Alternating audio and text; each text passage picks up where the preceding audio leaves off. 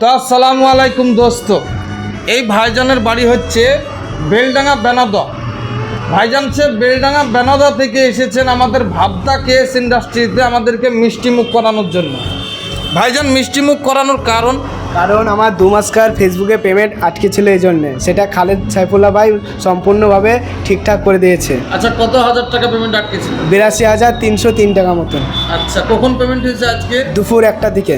মাশাআল্লাহ, 82,000 টাকা 2 মাসের পেমেন্ট ভাইজানের আটকে ছিল ফেসবুকে আমাদের ইন্ডাস্ট্রি থেকে। সেটা পুরোপুরি যে পে আউটের যে গন্ডগোলটা ছিল, পে আউট যেটাতে ফেসবুকের টাকাটা এক জায়গায় হয়, একত্রিত হয়, সেটাকে ঠিক করার পরে বহুত লড়ার পরে ভাইজানের পেমেন্ট আজকে দুপুর 1টার সময় নিজস্ব ব্যাংক অ্যাকাউন্টে এসেছে।